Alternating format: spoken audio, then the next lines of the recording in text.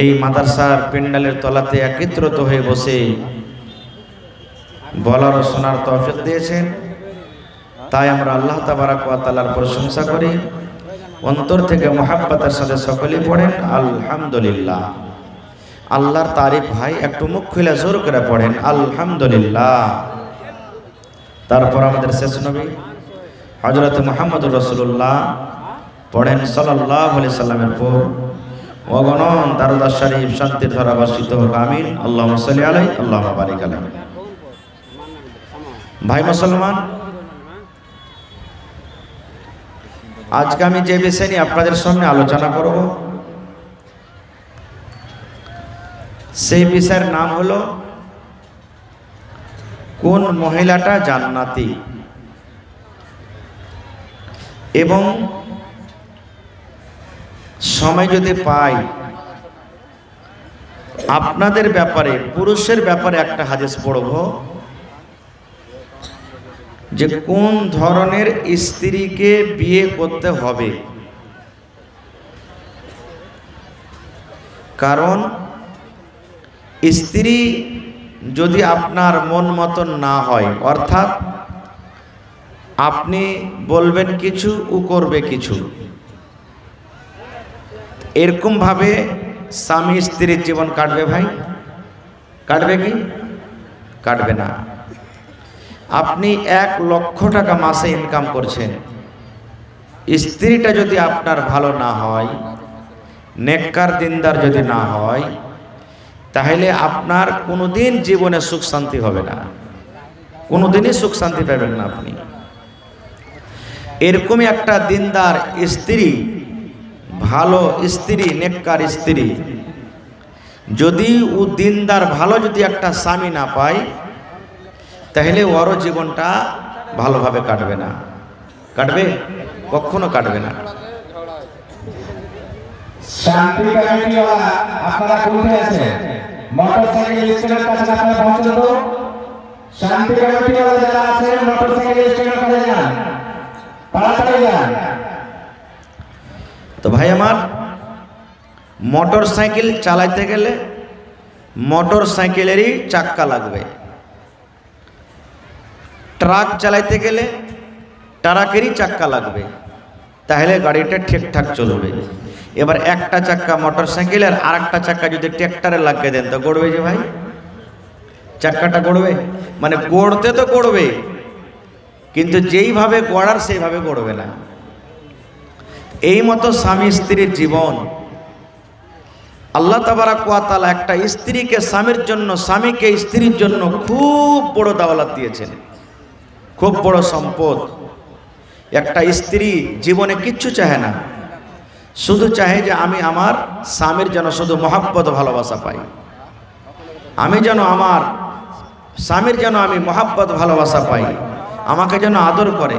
এক টাইম এক পেট যদি কম খাইতে পাই তাও চলবে, কিন্তু স্বামীর মহব্বত ভালোবাসা চাহে। এই মতো একটা পুরুষ নিজের স্ত্রীর ভালোবাসা চাহে। ভালোবাসা কেমন দেওয়া হবে? কি দিয়ে হবে ভালোবাসা? এই জীবনটা কিভাবে চলবে? এই জীবনটাকে কিভাবে চালাইতে হবে? এর জন্য ইলমের দরকার আছে। আছে না নেই ভাই? ইলমের দরকার আছে না? বলেন আপনারা, হ্যাঁ না বলেন? আছে। নাজিম ভাই একটু আওয়াজটা আরো দেন তো, সাউন্ড। ইলমের দরকার আছে। বারবার এলান করবেন তো কান করা হবে। শান্তি কমিটিতে যারা নাম আছে, মোহাম্মদ রেজা মুখার্জি, মোহাম্মদ মিসির আলম, আর যারা নাম আছে মোটরসাইকেল স্ট্যান্ডের মধ্যে ঝামেলা হচ্ছে, আপনারা জানেন না?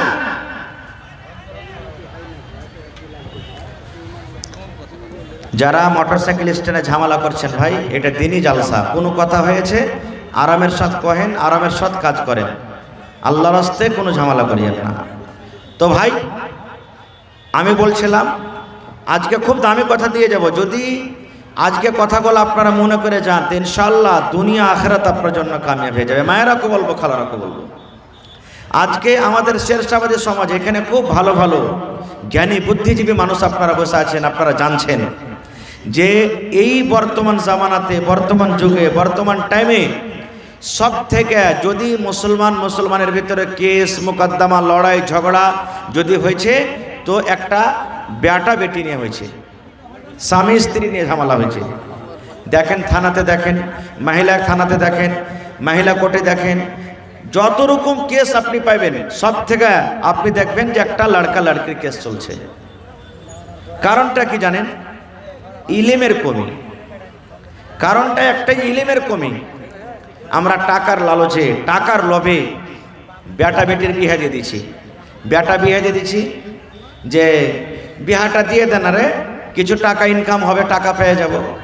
বেটির বাপও বিয়ে দিয়ে দিচ্ছে, বিহাটা দিয়ে দেন, রে রিশতাটা ভালো আছে, ছেলেটা ঠিকঠাক দেখতে শুনতে ভালো আছে, বিহাটা দিয়ে দে। মানে দুজনেই আমরা এটাই মনে করে রিশতা করছি। এবার ফলে কি হয়েছে, ওই রিশতা তখন আর কিছুদিন পর চলে না। কেমনভাবে রিশতা চালাইতে হবে ভাই? একটা পুরুষের হাদিস বলছি, একটা মহিলার হাদিস বলছি। আল্লাহ রসুলের জামানাতে এক বাপ নিজের বেটি বিয়ে দেবে। সহি হাদিস, সহি হাদিস। আল্লামা আলবানী আত-তারগীব ও তারহিবে সহি বলেছেন হাদিসটাকে। এক বাপ নিজের বেটির বিয়ে দেবে। বেটি বলছে আব্বা আমি বিয়ে করব না। বাপ বিয়ে দিবেন, বেটি বলছেন আব্বা বিয়ে করব না। বাপ চলে গেলেন নবীর দরবারে। ওই টাইমে নবীর দরবারে চলে গেলেন। নবীকে বলছেন ইয়া রাসূলুল্লাহ, আমার বাড়িতে আমার বেটি আছে, আমি আমার বেটির বিয়ে দেব মনে করছি, কিন্তু বেটি রাজি নাই, বলছে আব্বা আমি বিয়ে করব না। তো নবীজি বললেন যে তোমার বেটিকে আমার কাছে নিয়ে এসো, যাও। বাড়ি গেলেন, বেটিকে সাথে করে নবীর দরবারে চলে গেলেন। যাওয়ার পর রসুল বলছেন যে আরে বাবা, তোমার আব্বাজান তোমার বিয়ে দিবে, তো তুমি ইনকার করছো, কারণটা কি? রাজি হয়ে যাও। তোমার আব্বা তোমার জন্য একটা ভালো ছেলে, ভালো বর দেখে তোমার বিয়েটা লাগিয়ে দেবে, তুমি রাজি হয়ে যাও। এই আমার মায়েরা, ভাইয়েরা, যারা গার্জিয়ান, ভালো করে হাদিসটা শোনেন। যখন নবীজি ওই বেটি ছেলেকে বলছেন যে তোমার আব্বা তোমার বিয়ে দিবে আর তুমি বলছো করব না, কারণটা কি? রাজি হয়ে যাও। তখন ওই মেয়ে ছেলেটা কি বলছেন জানেন? আল্লাহর নবী গো, বাপ আমার বিয়ে দিবে, আমি আব্বার কথা শুনি না, মানি না, ইনকার করছি, আব্বা জান আমি বিয়ে করব না। কিন্তু কেনে করব না, একটু আমার কথা শুনেন নবী গো। নবী যে বললেন বাবারে কি কথা? এবার সে বেটে ছেলে বলছেন নবী গো, ধরেন আমার বিয়ে হয়ে গেল, আমি শ্বশুরের বাড়ি চলে গেলাম, আর শ্বশুরের বাড়ি যাওয়ার পর যে আমার স্বামী হবে, যে আমার হাজবেন্ড হবে, যে আমার পাতি হবে, ওই আমার পুরুষের কতটুক কথা আমাকে মেনে চলতে হবে। আমার ওপরে আমার পুরুষের কতটুক হক রয়েছে গো নবীজি, আমি যতক্ষণ পর্যন্ত না জানবো ততক্ষণ পর্যন্ত হা না কিছুই বলবো না। আমি আমার স্বামীর খিদমত করতে পারবো কি পারবো না, আমি আমার স্বামীর কথা মানতে পারবো কি পারবো না, আমি আমার স্বামীর কথা মতো জীবনটা কাটতে পারবো কি পারবো না। আল্লাহর নবী গো, একটু আপনি আমাকে দয়া করে বলেন তো, আমার যে স্বামী হবে ওই আমার স্বামীর আমার ওপরে কি হক রয়েছে, একটু দয়া করে বলেন। কত সুন্দর প্রশ্ন। হ্যাঁ এ বহিনেরা, ছোটকালে যদি আপনার বাপ যদি আপনার বিয়ে দিয়ে দেয়, তা আপনিও নিজের বাপকে প্রশ্নটা করতে পারেন, আব্বা আমি এখনো পুরুষের খেদমত করতে পারবো না, আমি শ্বশুর শাশুড়ির খেদমত করতে পারবো না, আমি এখন যাব না, শ্বশুরের বাড়িতে যাব না, বিয়ে করব না। বা আপনার যদি জানার থাকলে আপনি জানতে পারেন। যখন এই প্রশ্ন করে দেওয়া, এবার নবী আমার বলছেন হে আল্লাহর বান্দিরে, তোমরা শুনে নাও, তোমার ওপরে তোমার স্বামীর অতটুক হক করেছে, অতটুক হক করেছি, কতটুক হক করেছি। নবী আমার বলেছেন মহিলা রে, যদি তোমার স্বামীর গতরে যদি ফোট হয়, তোমার স্বামীর গতরে যদি ঘা হয়, তোমার স্বামীর গতরে ফোট হয়, আর ওই ফোটটা পেকে গেছে, আর ফোটটা পেকে রক্ত বইছে, খুন বইছে, পুজ চইছে, আর ওই মতো অবস্থা যে তোমার স্বামী যদি তোমাকে বলে বিবি রে তুমি আমার এই ফোটটাকে সাফ করে দাও রে বিবি, রক্তটাকে সাফ করে দাও, আমার এই খুনটাকে সাফ করে দাও, কে দিয়া সাফ করবে বিবি রে? নবী আমার বলেছেন মহিলা রে, যদি তোমার স্বামী তোমাকে বলে এরে আব্দুল্লাহর মা, এ হালেমা আমার মা, এ সাইয়েদার মা, খালেদার মা, আমার শরীরে যেটা ফোট হয়েছে বিবি রে, তুমি জিহ্বা দিয়ে ছেটে ছেটে সাফ করে দাও। তোমাকে তুলা দিয়ে সাফ করতে হবে না, কাপড় দিয়ে সাফ করতে হবে না বিবি রে, তোমাকে পানি দিয়ে সাফ করতে হবে না। আল্লাহ রাব্বুল আলামিন তোমাকে যে জিহ্বা দিয়েছে বিবি রে, এই জিহ্বা দিয়ে দিয়ে দিয়ে তুমি সাফ করে দাও। হে মহিলা, যদি এরকম কাজের আদেশ করি, যদি তোমার স্বামী, তুমি ইনকার করতে পাবে না, করতে পাবে না। তোমাকে জিহ্বা দিয়ে চেটে চেটে তোমাকে সাফ করতে হবে। এতক্ষণই তোমার উপরে তোমার স্বামীর হক। নারে তাকবীর। দেখেন কতখানি হক। তাহলে একটা কথা আরো বলে দিই, পুরুষ মানুষ হয়ে যেতে গেলে, তাহলে ফোট উঠতে গেলে ওকে চাটতে হবে এরকম কথা নয়। আল্লাহ রাসূলের বলার উদ্দেশ্য যে মহিলা, তোমার ওপরে তোমার স্বামীর অতখানি হক রয়েছে, তোমার স্বামী যদি বলে দেয়, কথাটা বলতে হবে না আপনাকে, যদি বলে দেয় আমার কথাটা ফোট হয়েছে, তুই জিভে সেটা সাফ কর, তো রাসূল বলেছেন তোমাকে সাফ করতে হবে। এতখানি হক, এতখানি হক। এবারে এতখানি হক দূরের কথা, আমার মা খালার অবস্থা এরকম, আমার কোনো ভাই যদি অফিস থেকে, মাদ্রাসা থেকে, ভুঁই থেকে, জমিন থেকে, দোকান থেকে বাড়ি ঢুকেছে, পানি পান করার মন হয়েছে, তিরসা লেগেছে, খালে যদি কয় খালেদার মা এক গ্লাস পানি গেলা দাও না জি, যদি অন্য কোনো কাম করতে গেলে হয়ে গেল আর পাড়া গরম হয়ে যাবে, এমন আইসটা ছেড়ে একেরা কহিবে ওর পিপসা ঠান্ডা হয়ে যাবে। হ্যাঁ মিনসা হতমা, তুমি এখানটা কাজ করে আসছো তো কত বড় মানুষ হয়েছ, বাড়িতে আমি কত আঠানা চেরা নিয়ে নিয়ে কত ছেলে পিলে নিয়ে তাহিস করছি, তুমি একটু পানিটা নিয়ে খাইতে পারবে না, এমন ঘোঁচা মেরা কথা বলবে না, এরকম কথা বলতে হবে না। তা আমার বলার উদ্দেশ্য হলো এই যে একটা মহিলা, একটা নারী নিজের স্বামীর খেদমত কখন বুঝবে, নিজের স্বামীর হক কখন বুঝবে, যখন ওর মধ্যে কি আসবে, ইলিম আসবে, শিক্ষা আসবে।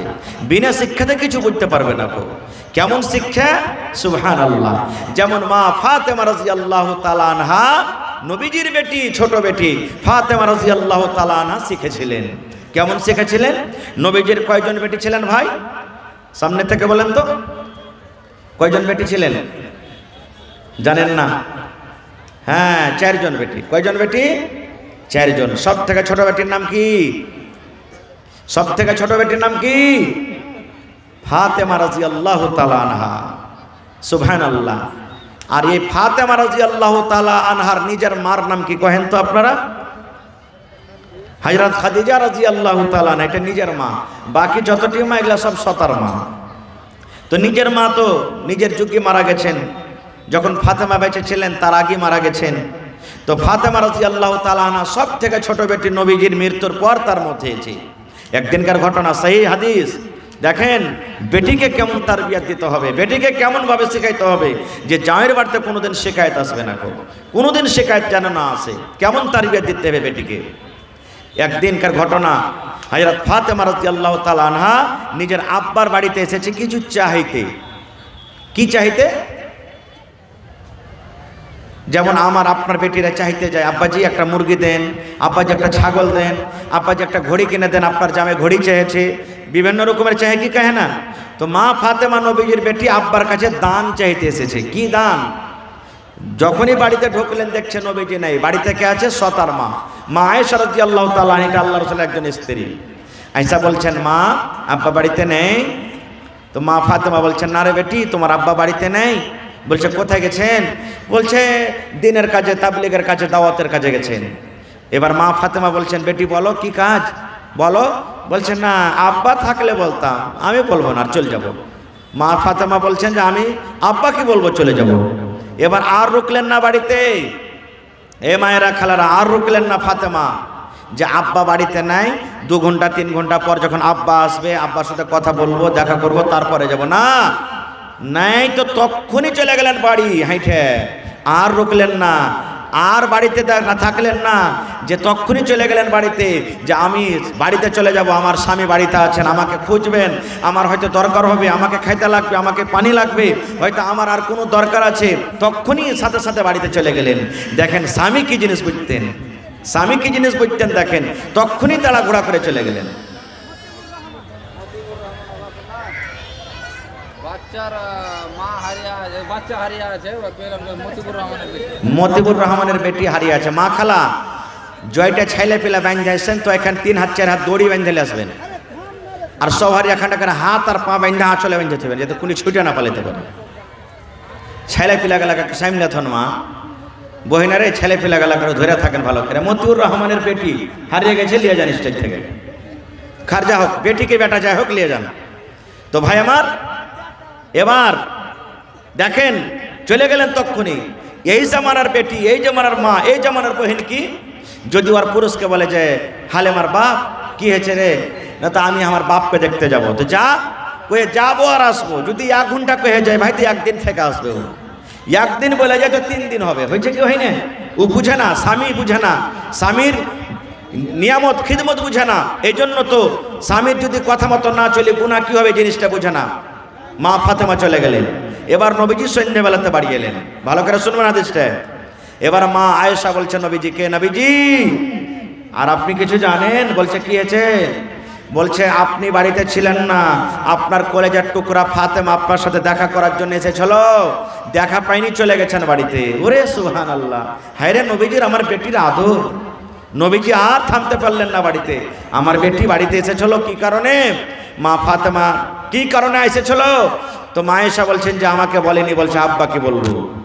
নবী চলে গেলেন, তখন রাত হয়ে গেছে কিন্তু। এবার চলে গেলেন হাঁটতে হাঁটতে বেটির বাড়ি, তখনই রাইতি চলে গেলেন। এবার দুয়ারে অনুমতি চাইছেন। আমাদের মতন তো নয়। সুলেমান বার্তা আছো যেই করতে করতে একবারে করতে বাড়তে ঢুকে গেছি আমরা। এরকম হয়েছে না, হয় না? গলা খ্যাঁকড় মারছে মানে গলা খ্যাঁকড় মারতে মারতে কোটে ঢুকে গেল বাড়িতে। কিন্তু হাদিস কোরআনে কি বলছেন? যে তুমি দুয়ার থেকে খাড়িয়া সালাম দাও, আসসালামু আলাইকুম। বাড়ি থেকে যদি জবাব আসার বলে ঠিক আছে ভাই তুমি আইসো, তাহলে যাও, না তো ঘুরে চলে এসো। 3 বার পর্যন্ত সালাম দিতে হবে। তো ভাই আমার খারজা হোক। এবার নবীজি দুয়ার থেকে অনুমতি চাইছেন। ফাতেমা বাড়িতে আছো মা? ওই সময় হযরত আলী আর ফাতেমা কিন্তু বিছানায় শুতে গেছে। বন্ধুরে আমার এইবারে নবীর আওয়াজ শুনে হযরত ফাতেমা রাদিয়াল্লাহু তাআলা আনহা বলছেন, আব্বা গো আপনি ঘরের ভিতরে চলে এসেন, আপনি ঘরের ভিতরে চলে এসেন। আব্বা আমরা বিছানায় এখন শুয়াব অবস্থাতে হয়ে গেছি, শুয়ে গেছি। নবী আমার বলছেন ফাতেমা আমার জামাই আলী কই? আলী কোথায় আছি? আলী কই? আমার জামাই আলী কই? এইবারে ফাতেমা বলছেন আব্বা গো আপনার জামাই আলী বিছানায় শুতে গেছে, ঘুমায়নি কিন্তু বিছানায় শুতে গেছে। এবার নবীজি বললেন ফাতেমা তুমি যেইভাবে শুতে আছো রে মা, আমার জামাই আলী শুতে আছে, তোমরা দুজন বিছানায় শুতে থাকো, আমি নবীজি তোমাদের কাছে আসছি। এবারে ফাতেমা রাদিয়াল্লাহু তাআলা আনহা বলেন আমরা বিছানায় স্বামী স্ত্রী শুতে আছি, আমি বিছানার এক সাইডে এক টানে আমি শুতে আছি, আমার স্বামী আলী বিছানার এক সাইডে শুতে আছেন। এবার নবীজি ঘরের ভিতরে ঢুকলেন, আর ঘরের ভিতরে ঢোকা পর আমাদের দুজনের মধ্যখানে আমার আব্বাজান দয়ার নবী নবী মুহাম্মদ সাল্লাল্লাহু আলাইহি সাল্লাম বসে গেলেন। এবার ফাতেমা বলেন আমার আব্বাজান আমার কাছে এত হয়ে গেলেন, আমার কাছে এত হয়ে বসলেন, আমার আব্বার পাখানা যে ঠান্ডা হয়ে আছে, এবার আমার আব্বার পাখানা আমার গায়ে যে লাগে, আমি ফাতেমা জানতে পারি এটা হলো আমার আব্বাজানের পা। শুতে গেলেন, দুজনের মধ্যখানে বসে গেলেন, ওরা শুতে আছে কিন্তু। বন্ধুরে আমার এবার শুনে হায় রে দয়ার নবী। এবার নবী বলছেন বেটি রে আমি শুনলাম রে মা তুমি নাকি আমার সাথে দেখা করার জন্য গিয়েছিলি, কি কাজে গেছিলে রে মা? কি তোমার দরকার ছিল? কি কাজে তুমি আমার কাছে গিয়েছিলে মা রে? একটু তুমি দয়া করে বলো তো। এই আমার ভাইরা শুনেন, মায়েরা খালারা, এইবারে ফাতেমা আব্বার কথাটা শুনি চোখখানা সরবার সরবার হয়ে গেছে। এবার আব্বাকে এরকম ভাবে নিজের হাতখানা দেখাচ্ছেন, আব্বা গো দেখেন আপনার ফাতেমার হাতখানা দেখেন, এই যে আপনার ফাতেমার হাতখানা দেখেন। এবার নবী আমার দেখছেন ফাতেমার হাতে কিন্তু ফোঁসা পড়ে আছে, ফাতেমার হাতে সাদা সাদা সাদা সাদা ফোঁসা পড়ে আছে। কত ফোঁসা কইলে গেছে আর কত ফোঁসা কিন্তু ফাতেমার হাতে পড়ে আছে। নবী আমার দেখার পর বলছেন, বেটি রে, কি জন্য তোর হাতে ফোঁসা পড়েছে রে মা? কি এমন তুমি কাজ করেছিলে, কি কারণে তোমার হাতে ফোঁসা পড়েছে রে মা, তুমি একটু জানাবে না? বলছে, আব্বা গো, আমি আপনার কলেজার টুকরা ফাতেমা আপনার জামাইয়ের বাড়িতে জাতা পিছে পিছে জাতা টেনে টেনে টেনে টেনে হাতে ফোঁসা পড়ে গেছি। ইন্দারা থেকে পানি তুলে তুলে, কুয়া থেকে পানি তুলে তুলে আমার হাতে ফোঁসা পড়ে গেছি। আব্বা, তাই আমি আপনার বাড়িতে গেছিলাম, যদি আপনি আমাকে একটা গোলাম গালা দিতেন, আপনি যদি একটা চাকরনি গালা দিতেন, আমার বাড়িতে কাম করতো, আমি আপনার বেটি ফাতেমা আমি আরাম পাইতাম। আমি শুনেছি আপনি লড়াই করতে গিয়ে অনেক গোলাম পেয়েছেন, দাসদাসী পেয়েছেন, যদি একটা আমাকে চাকরনি গালা দিতেন, আমার বাড়িতে কাম করতো, আমি আপনার ফাতেমা আমি আরাম পাইতাম। ভাই আমার, এবারে নবীজি গোলাম দিলেন কি দিলেন না, আল্লাহ বাঁচিয়ে রাখে, এই হাদিসটা আবার কোনোদিন বলবো। তার আগে একটা কথা বলি, ফাতেমাটা কে? আপনারা বসে যান ভাই, একটু মেহরবানি করে, পিছু অসুবিধা হয়ে যায় মানুষের, বসে যান। ফাতেমাটা কে? আল্লাহ রাসূল সাল্লাল্লাহু আলাইহি ওয়াসাল্লাম বলেছেন, আদম নবী থেকে নিয়ে আমাদের শেষ নবী মুহাম্মদ সাল্লাল্লাহু আলাইহি সাল্লাম পর্যন্ত যত দুনিয়াতে নবী এসেছেন, সমস্ত নবীদের সরদার হলেন নবী মুহাম্মদ সাল্লাল্লাহু আলাইহি সাল্লাম, যাকে ইমামুল আম্বিয়া বলা হয়েছে। আজকে একটা ইমাম সাহেব একটা গ্রামের ইমাম হয়, একটা মাওলানা একটা ইমাম হয়, একটা মসজিদের ইমাম হয়, একটা ঈদগাহের ইমাম হয়, মসজিদের ইমাম হয়, কিন্তু আমার দয়ার নবী ওরে সুবহানাল্লাহ কোনো সাধারণ মানুষের ইমাম নয়, উনি ছিলেন ইমামুল আম্বিয়া। যত দুনিয়াতে নবী ছিলেন সমস্ত নবীদের ইমাম। আল্লাহর নবী বলেছেন, আল্লাহ রাব্বুল আলামিন জান্নাতের চাবি আমাকে দেবেন, আমি শেষ নবী, সর্বপ্রথম জান্নাতের দুয়ার খুলব রে, সর্বপ্রথম জান্নাতের গেট খুলব, তারপর আমার উম্মতের হিসাব কিতাব হবে। দয়ার নবী বলেছেন, আমার উম্মত যতক্ষণ হিসাব কিতাবের পর জান্নাত জাহান্নাম না হবে, ততক্ষণ পর্যন্ত কোনো নবীর উম্মত জান্নাতের ভিতরে যাবে না। এরকম নবীর বেটি ফাতেমা নিজের পুরুষের বাড়িতে কাম কাজ করে জাতা টেনে টেনে টেনে হাতে ফোঁসা পড়ে দিলেন, তাও নবী জামাইকে বকাঝকা করলেন না। নারে তাকবীর। আর ফাতেমাটাকে আল্লাহ রাসূল বলেছেন, আমার বেটি ফাতেমা জান্নাতে যাবে। কোথায়? জোরে বলেন, কোথায়? নবী বলেছেন, আমার বেটি ফাতেমা জান্নাতে যাবে। শুধু জান্নাতে যাবে না, নবী আমার বলেছেন, যত মহিলারা জান্নাতের ভিতরে যাবে, যত নারীরা জান্নাতে যাবে রে, সমস্ত নারীদের সরদারনি হবে জান্নাতের ভিতরে আমার কলেজার টুকরা ফাতেমা। এরকম জান্নাতি মহিলা, জান্নাতি মেয়ে ছেলে স্বামীর বাড়িতে কাম কাজ করে হাতে ফোঁসা ফেলে দিতেন। এত নেককার মেয়ে ছেলে, তাও নবীজি একবার বকাঝকা করলেন না। আর আজকে আমাদের অবস্থা কি জানেন? যদি খালি বলে দেয়, মাগে কি রে বেটি, আর এর বাড়িতে থাকতে পারবো না গে মা, এই মিনসের বাড়িতে আর থাকতে পারবো না, চলতে পারি না গে মা, আর আমি থাকতে পারবো না, জীবনযাপন করতে পারবো না। এবার আমরা কি করছি, যেটা দুনিয়াদারি আমাদের চলছে, বলছি বেটিরে চলে আইতি কোনো রকম।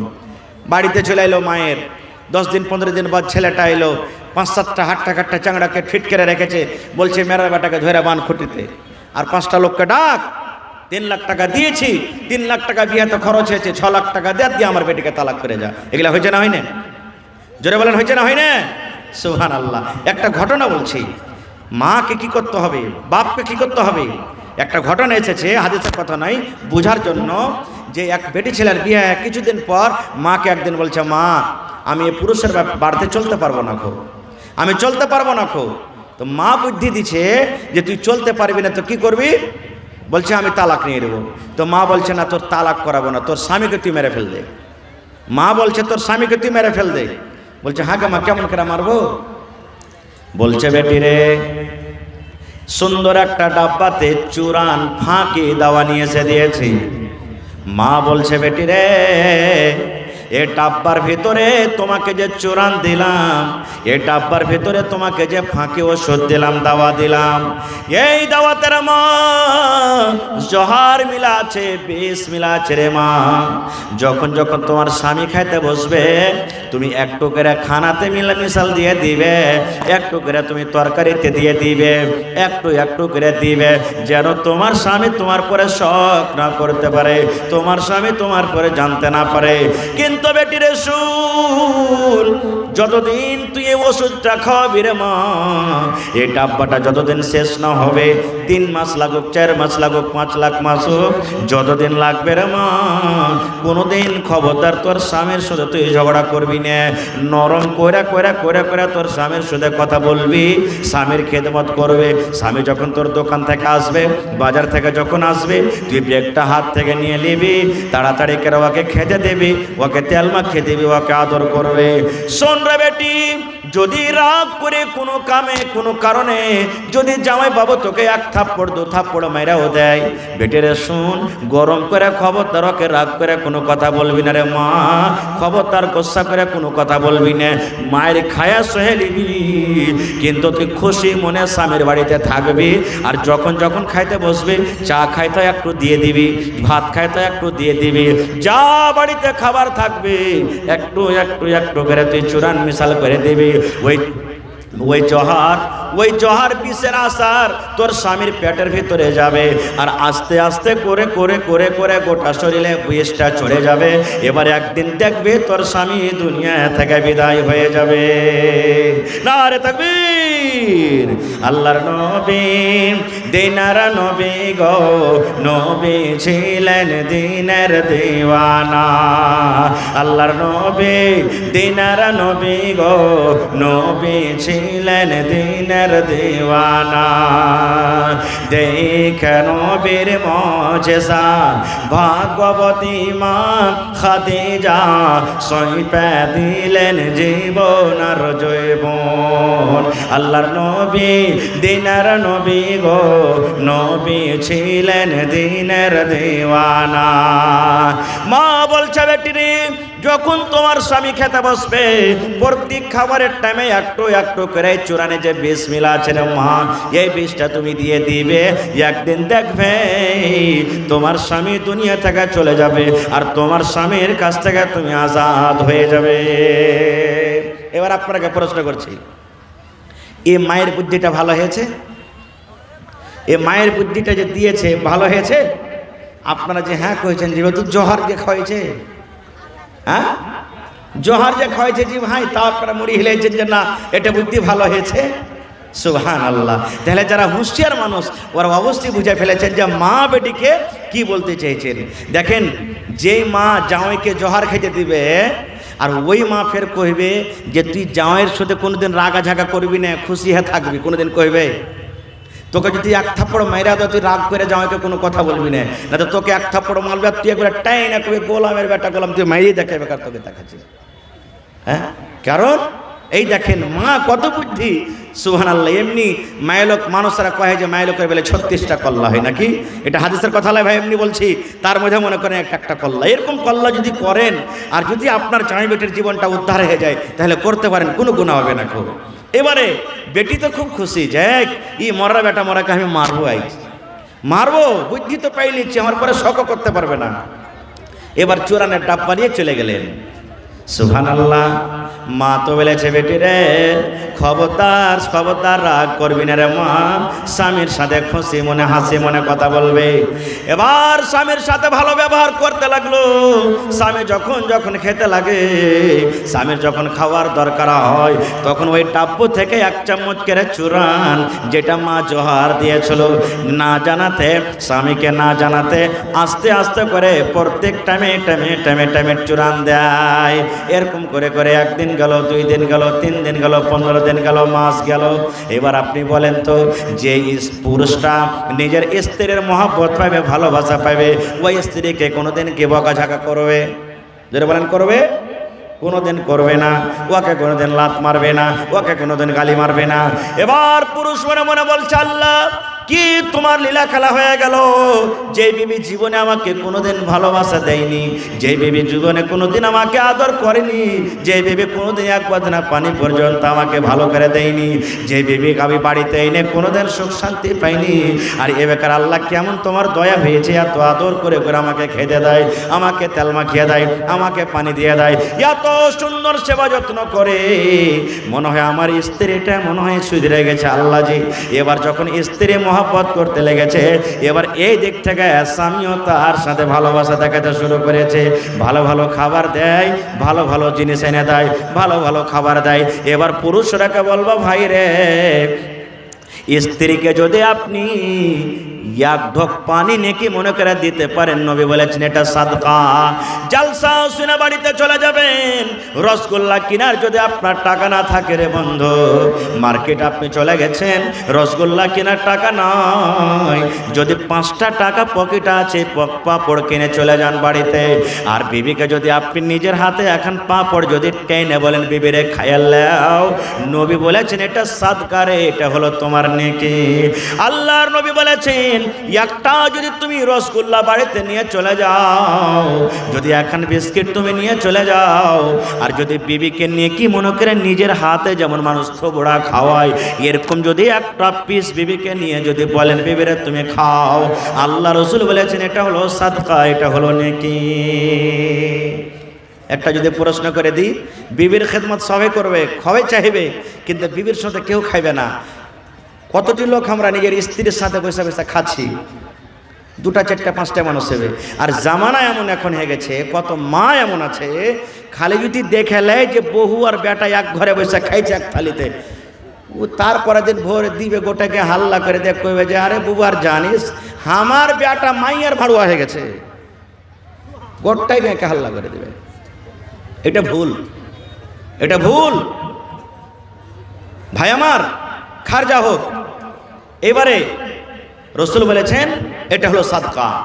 এবার স্বামীটাও তার দিকে মহব্বত ভালোবাসা করতে লাগলেন।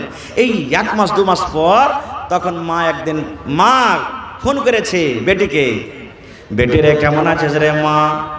বলছে মা ভালো আছি। বলছে জামাইবাবু কেমন আছি? বলছে ভালো আছি। কথা বলতে বলতে ফোনের বেলাতে বন্ধুরে বেটি কিন্তু হাউমাউ করে কাঁদতে শুরু করে দিয়েছি। বেটি কাঁদতে শুরু করে দিয়েছি। মা বলছে বেটি কারণটা কি, কান্দো কেন, কি হয়েছে তুমি কান্দো কেন? জামাইয়ের কি কিছু হয়েছে নাকি? বলছেন না। বলছে কাঁদছো কেন? বলছে মা গে আমি 4 দিন 5 দিন থেকে আমি চুরান বন্ধ করে দিয়েছি গে মা, তোর জামাইকে আমি আর চুরান দিনে খাইতে আর বেশ খাইতে দিন আগে মা। মা বলছে বেটি রে কেন দিস না, তুই তো জামাইকে দিস না তা মরবে কেমন করে? বলছে মা গে আধ ডাব্বা চুরানো ডালছে গে মা, আধা ডাব্বা এখনো বেঁচে আছে। মা গে আমি তো আল্লাহর কাছে দোয়া করছি, আল্লাহ আমার স্বামীটা মনে হয় মরে যাবে, আমি একে 2 মাস 3 মাস থেকে যে আধা চামচ 1 চামচ করে চুরান দিয়ে এলাম, এই জহার খাইয়ে দিলাম, আল্লাহ কেমন করে বাঁচবে? মা গে যেদিন থেকে তুই ওষুধ দিয়েছিস গে মা, সেদিন থেকে তোর জামাইটা আমাকে এত ভালোবাসে বলার নাই। মাকে যেমন থেকে আসো মন থেকে আদর করে। যেদিন কোনোদিন আমার যদি কোনোদিন মাথাতে ব্যথা হয়, আমার মা মাথা টিপে দেয়, আমার গা হাতে তেল মাখিয়ে দেয়, ভালো ভালো দামি দামি শাড়ি নিয়ে আসে, ভালো ভালো খাবার নিয়ে আসে। মাকে বিয়া হওয়ার পর এরকম আদর কোনোদিন পাইনি গে মা, এরকম আদর পাইনি। মাকে কেমন করে আমি কি করব, এই কথাটা আমি কারের সামনে আর বলতে পারি না গে মা, বলতে পারবো না যে আমার স্বামীকে আমি জহর খাওয়ালছি। মা কোনো বুদ্ধি লাগা, কোনো উপায় লাগা, মা না তো তোর জামাই শেষ হয়ে যাবে। মা একটা মুচকে দিয়ে হাসি দিয়ে বলছেন পাগলি রে, ওই চূড়ানে জহর ছিল না রে বেটি, জহর ছিল না, জহর ছিল না পাগলি রে। আমি সাধারণ একটা চূড়ান দিয়েছিলাম, একটা ওষুধ দিয়েছিলাম, সাধারণ একটা দাওয়া। এই আল্লাহর বান্দি বেটি শুনু, তোমাদের মহব্বত ভালোবাসা গাঢ়া করার জন্য মা আমি একটা ছলনা করেছিলাম। বেটিরে ওই ডাব্বার ভিতরে জহর ছিল না, আমি মা বুঝে গেলাম তোমার মনের মধ্যে জহর ছিল, ওই তোমার মনের মধ্যে বিষ ছিল। তোমার এই মনের বিষটাকে দূর করার জন্য মা আমি এটা ছলনা করলাম। নারে তাকবীর। ভাই মুসলমান, তাহলে এরকম ভাবে যদি বেটিকে কোনো মানুষ ট্রেনিং দেয়, তার বিয়ার দেয়, ওই রিস্কটা কোনোদিন গড়বড়াবে ভাই? কোনোদিন রিস্কটা খারাপ হবে? খারাপ হবে না। এটা একটা বেটি ছেলের হাদিস বললাম। এবার বেটা ছেলের একটা হাদিস শোনেন। যেমন আজকে বসে বসে জালসা শুনছেন আপনারা, আল্লাহ রসুলের জামানাতে সাহাবায়ে কেরাম বসে আছেন। একজন সাহাবী রসুলকে বলছেন, আল্লাহ রসুল গো, এ আল্লাহ রসুল, আমরা পুরুষ মানুষ, পুরুষের ওপরে নিজের বিবির কি হক রয়েছে নবীকে একটু দয়া করে বলেন তো। একটা পুরুষের ওপরে নিজের বিবির কতটুকু হক রয়েছে, এমন কোন কাজ করতে হবে যে নিজের পুরুষটা নিজের স্ত্রীর হক আদায় করতে পারবে? কত সুন্দর প্রশ্ন দেখেন। ওখানে দেখলেন যে নিজের পুরুষের ওপরে কতটুক, নিজের পুরুষের হক কতটুক নিজের স্ত্রীর পরে। এখানে একজন সাহাবী বলছে, নবীজি, একটা স্ত্রী, একটা মহিলার নিজের স্বামীর পরে কতটুক হক। যতটি লোক এখানে আমরা বসে আছি, বেয়াদবি মাফ করবেন, ভাই ছেলে হিসাবে বলছি, আমি যদি এই প্রশ্নটা আপনাদেরকে করি তো কয়টা লোক আমরা জবাব দিতে পারবো? কয়টা লোক জবাব দিতে পারবো? পারবো না, আমরা ফেল করে যাব। বন্ধুরে আমার, নবী এবার প্রশ্নের জবাব দিচ্ছেন কি দেখেন। আল্লাহ রসুল বললেন, সাহাবীরি, নবীজি শুধু ওই সাহাবীদেরকে উত্তর দিয়েছেন, হাদিসটা তাদের জন্য নয়, ওইটা আমার জন্য, ওইটা আপনাদের জন্য, কিয়ামত পর্যন্ত যত মানুষ আসবে সকল মানুষের জন্য, মুসলমান হোক গায়ের মুসলমান হোক সকলের জন্য। আল্লাহর নবী বলেছেন, হে আমার উম্মতরা, তোমরা শুনে নাও, তোমাদের বিবিদের তোমাদের পরে হক হলেই যায় যে তুমি যখন খাবে তোমার বিবিকে তুমি খিলাবে। আন্তুতে মাহাই যা তাইনতা, তুমি যখন খাবে তোমার বিবিকে খাওয়াবে। ওয়া তাকসু হয় জাক্তা সাইতা, যখন তুমি পিনবে তোমার বিবিকে পিন্ধাবে। ওয়ালা তাজরিবিল ওয়াজহা, খবরদার রাগ করে তুমি বিবির গলাতে তুমি মারিও না। এবং 4 নম্বরে নবী বলেছেন, তোমার বিবির ওপরে যদি তোমার রাগ হয়ে যায়, ওকে ঘাড়ে ধাক্কা দিয়ে, ওকে লাত দিয়ে, ওকে মেরে বাড়ি থেকে তুমি বের করে দিও না। 4টা কথা বলেছেন নবীজি। 1 নম্বর, আন্তু তিমাহি যা তাইনতা, পুরুষ তুমি যা খাইবে তুমি তোমার বিবিকে খাওয়াও। একটা হুঁচলা বেটা ছেলে ভাই জালসা শুনে বাড়ি চলে গেছে। আরে হুঁসের মোল্লা তো কয়েছে যে তুই যা খাবি তোর বিবিকে খাওয়াইস। ই ভোরে ভাই 2টা সালহাই আর 2 মুঠা বিড়িলে বাড়ি চলে গেছে।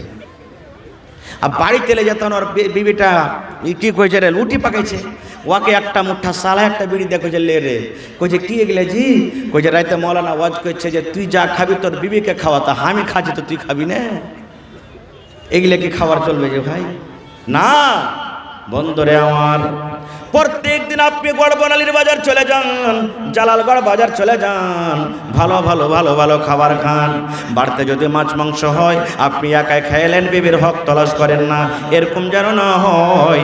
নবী বলেছেন, উম্মত রে, তুমি খাইবে তোমার বিবিকে খাওয়াই, আর মানে হলো বাড়িতে যদি 1 পিস মাছ বেঁচে থাকে, আধা পিস তুমি খাও, আধা পিস তোমার বিবিকে দাও।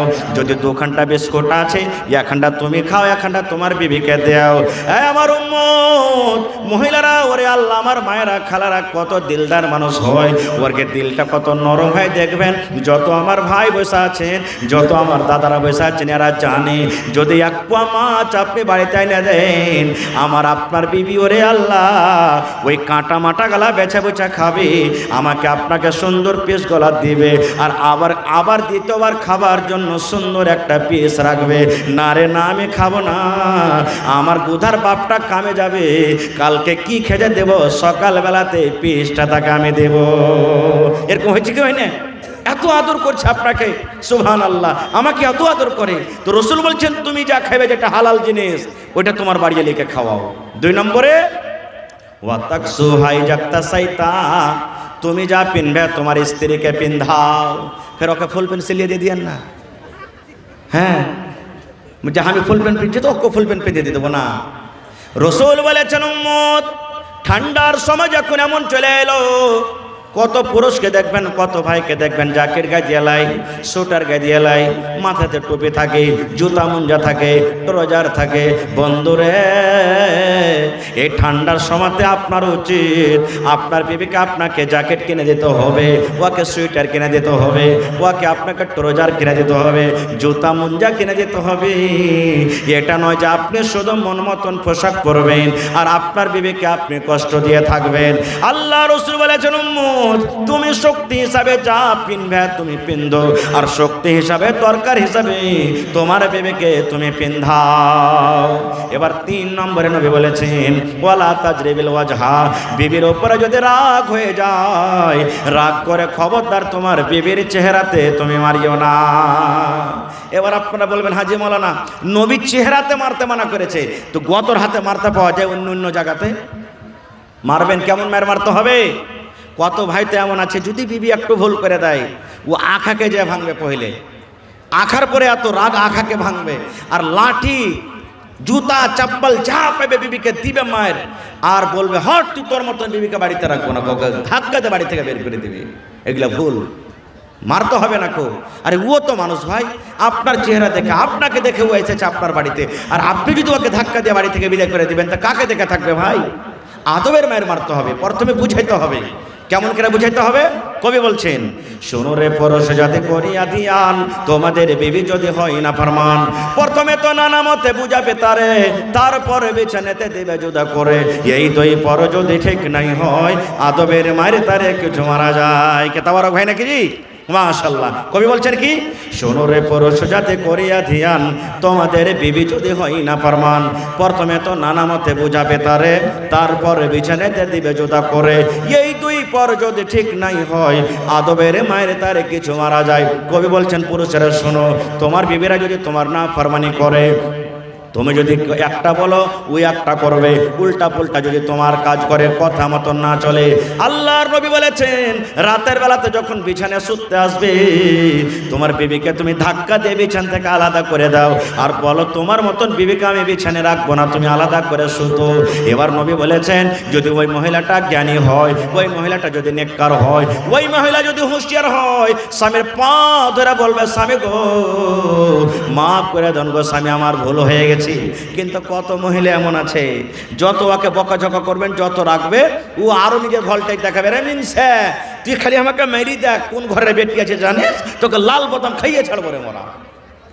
এমন ঘোচা মেরা বলবে যে ওর ভিতর খালি হজম হজম করবে, খালি যে আল্লাহ কি হয়ে গেল। নবী বলছেন রাতের বেলাতে বিছানা আলাদা করে দাও।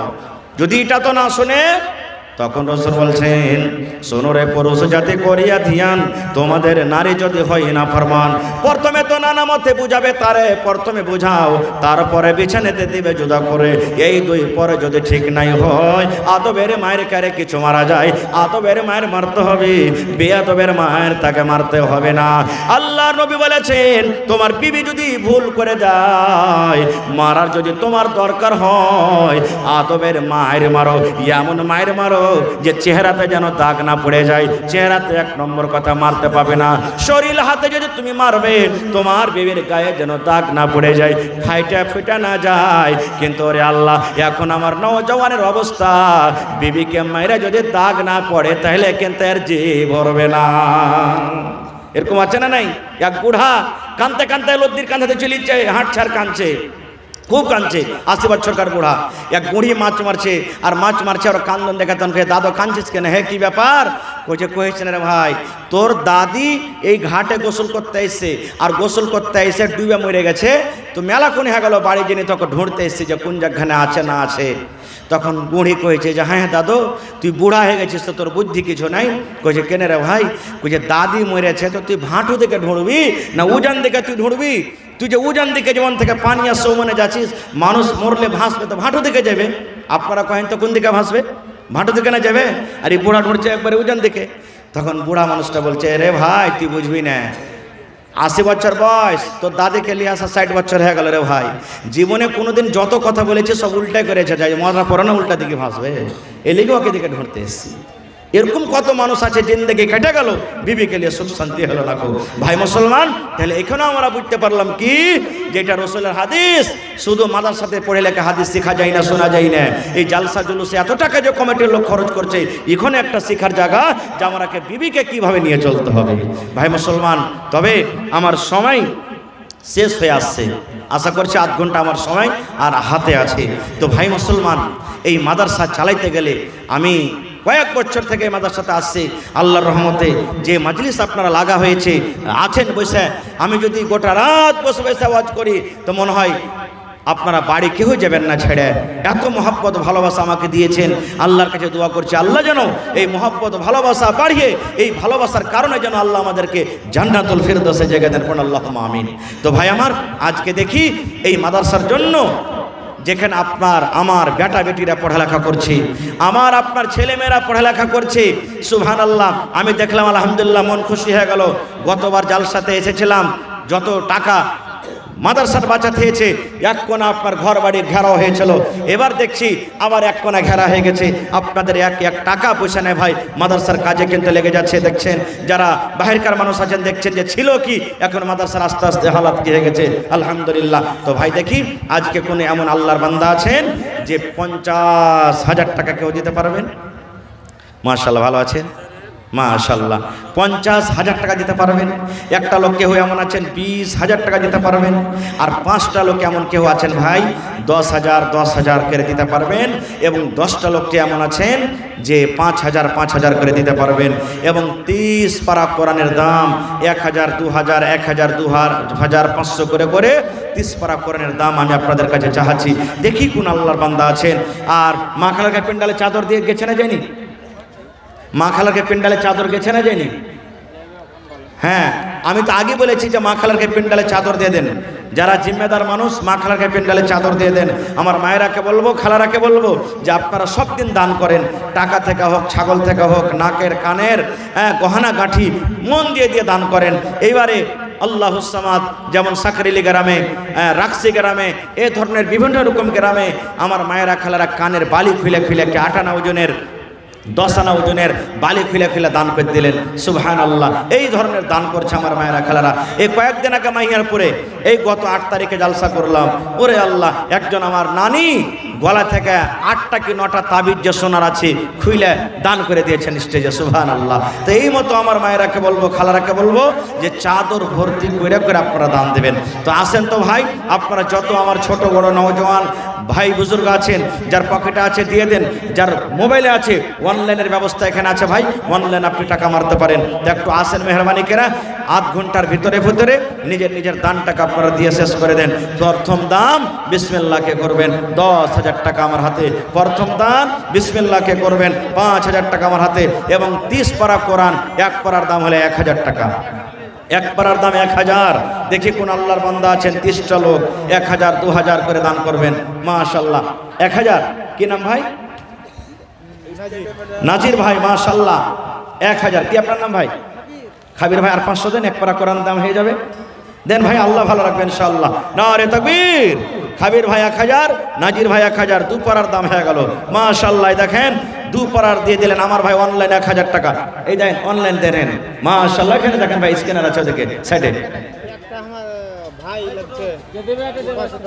500 টাকা ভাই লাগছে। আহা, আপনি দিলেন ওর বদলা। মাশাআল্লাহ। তাহলে 2 পারা হয়ে গেল ভাই। আর 28 পারার দাম কে দেবেন দেখি?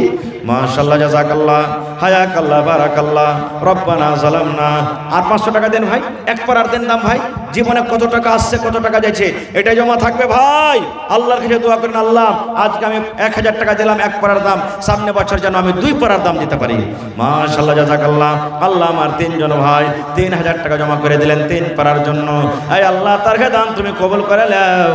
মনের আশাকে আল্লাহ পুরা করো, রোজগারে আল্লাহ বরকত দাও, কামাই ধামাইতে আল্লাহ বরকত দাও, দুনিয়ার ভেজাল, দুনিয়ার ফিতনা থেকে আল্লাহ বাঁচিয়ে রাখো। যতদিন দুনিয়াতে বাঁচবে ইমানের হালাতে রাখো, নেককার করে রাখো। হে রব্বুল আলামিন, মা বাপ, দাদা দাদি, নানা নানি, শ্বশুর শাশুড়ি যারা কবরে চলে গেছেন, আল্লাহ তারকে কবরে তুমি জান্নাতের বিছানা দিয়ে দাও। আল্লাহ তারকে কবরকে তুমি নূর দিয়ে মনোমর করে দাও। রব্বানা তাকাব্বাল মিন্না ইন্নাকা আনতাস সামিউল আলিম। আমিন সুম্মা আমিন। আর 27 পারা ভাই, মাশাআল্লাহ 3 পারা হয়ে গেছে। 1,000, 2,000 করে 27টা কলম।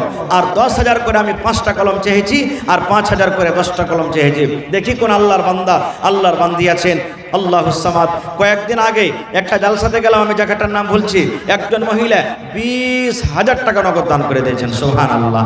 তো আল্লাহর হস্তে মা খালারা খুব ভালো, খুব দানি ঘড়ির বেটি দান করে। আমার ভাইরা যেমন দান করছে, মা খালারাও দান করছে। ভাই আপনাকে সামনে এই মাদ্রাসার ছোট ছোট বাচ্চারা চাদর নিয়ে ঘুরছে। আল্লাহর হস্তে চাদরে আপনারা সবাই দিবেন। এটা নিয়াত করেন যে আমার 10টা টাকা দেওয়াতে, আমার 100 টাকাতে যদি কোনো একটা গরিবের বাচ্চা পড়ে যদি আলিম হয়ে যায়, হাফিজ কারি হয়ে যায়। ভাই মরার পরে এটা এমন একটা জারি একটা নেপি যে মরার পরও আপনার কবরে কিন্তু অনলাইন পৌঁছাতে থাকবে। মাশাআল্লাহ। কে দিলেন? নানা। নানাকে দেখো আর একখানটা পান সে দিবে না? এক পারা কোরআনের দাম 4 নম্বরে। একটু উঠেন ভাই আপনারা 10 মিনিটের মধ্যে। আমার নওজওয়ান মেলায় ভাই খাড়ি আছেন, এদিকে একটু মেহরবানি করে আসেন ভাই।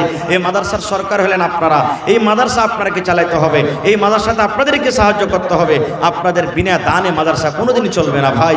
এই জন্য আপনাকে বেড়া ঝেড়া হিস্সা নিতে হবে। মাশাআল্লাহ, জাযাকাল্লাহ। কি নাম?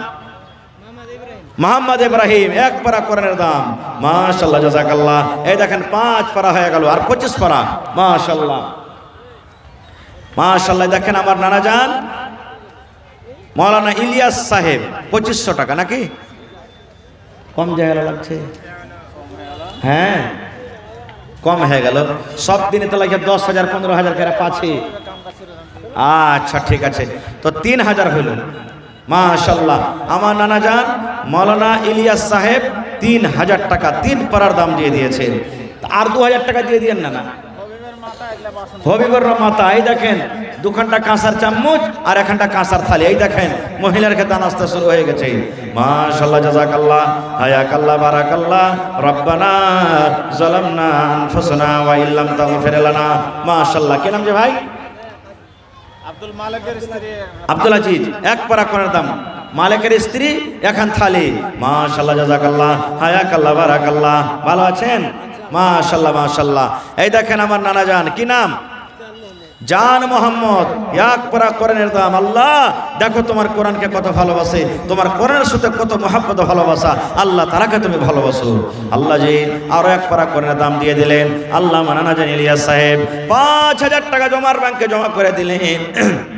আল্লাহ 5 লক্ষ টাকা মনে করে তুমি কবুল করে নাও। মনের আশাকে আল্লাহ পুরা করো, রোজ রোজ করে আল্লাহ বরকত দাও।